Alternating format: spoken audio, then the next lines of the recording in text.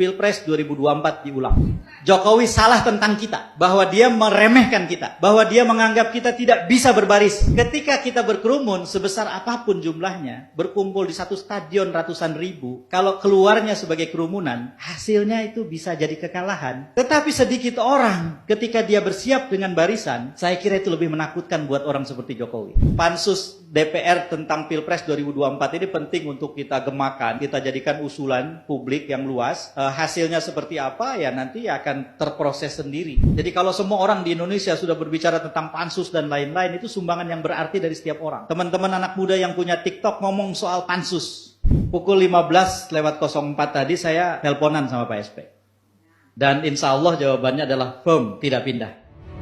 Ini sudah beberapa hari sedang menuntut agar DPR membentuk panitia khusus Pilpres 2024.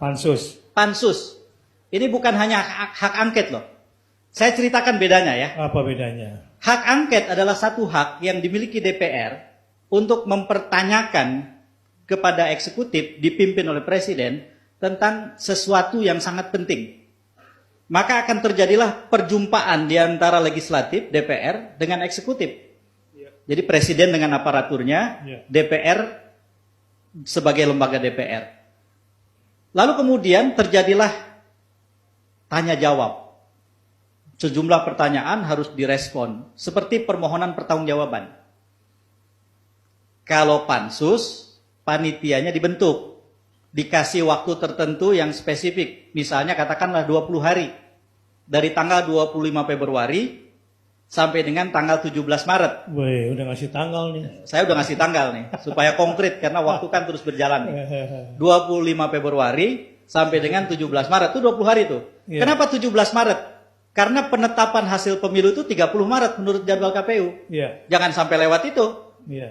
Artinya, pansus ini harus bekerja untuk memproses sampai kemudian akhirnya pada tanggal 30 Maret, ketika memang harus diputuskan sesuatu, keputusannya adil. Pansus itu terdiri dari seluruh fraksi yang ada di DPR yang keanggotaannya mewakili kekuatan masing-masing pihak. Lalu kemudian pimpinannya akan dipilih dari satu paket yang diajukan. Udah jelas paket yang menang siapa? 5 partai, PD Perjuangan, P3, Nasdem, PKS, PKB, itu 54,6% di DPR. Lalu mereka kompak. Sudah jelas siapa yang menang gitu loh. Problemnya kalau mereka tidak kompak, tapi kita doakan mereka kompak. Amin. Nanti saya akan mungkin cerita Ustadz beberapa komunikasi yang saya lakukan dengan beberapa pihak tanpa saya sebutkan namanya atas nama etika, hanya untuk memberi informasi kepada publik bahwa nggak benar itu, banyak sekali berita yang mengatakan ini sedang pecah, ini sedang ini dan seterusnya. Ya itu framing media ya. Iya, framing media yang jangan sampai kita kemudian jadi korbannya. Nah, kembali ke soal tadi, 20 hari itu yang akan terjadi adalah dilibatkannya oleh DPR yang disebut para pemangku kepentingan, stakeholders. Jadi bukan hanya presiden dengan aparaturnya.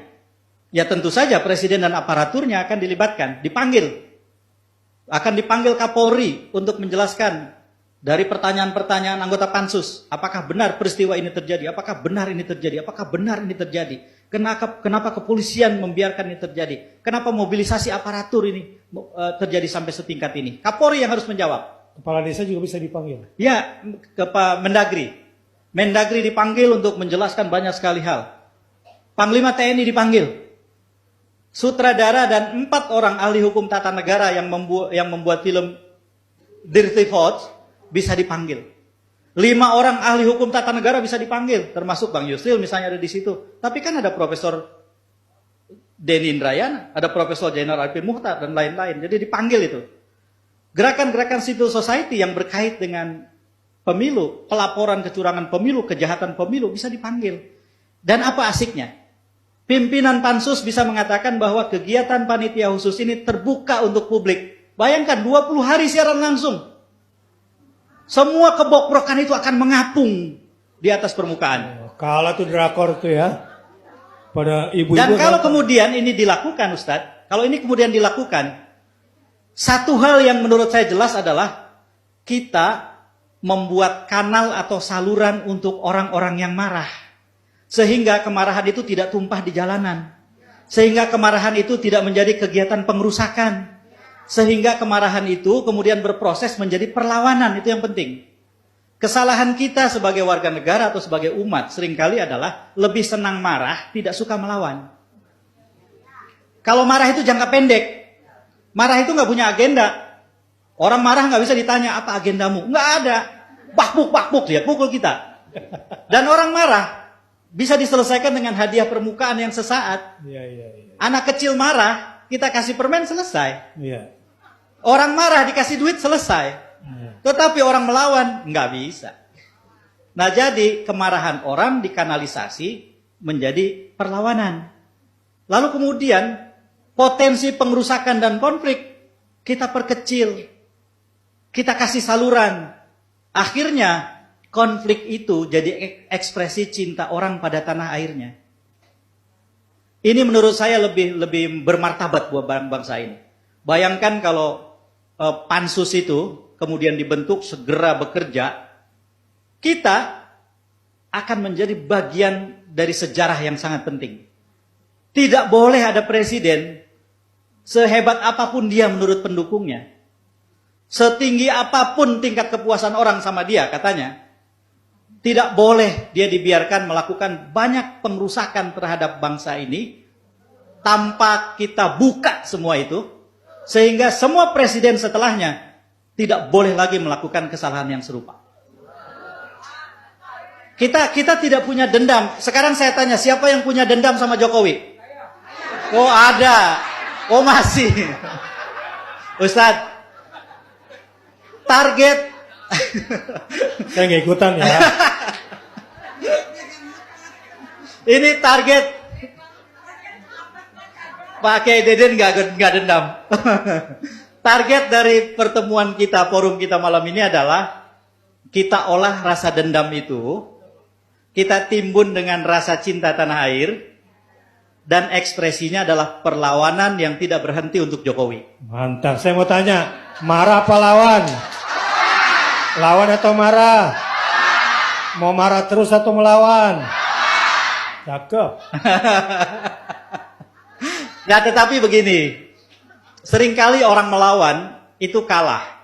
Nah, salah satu sebab kekalahan orang yang melawan adalah ketika mereka tidak membuat barisan.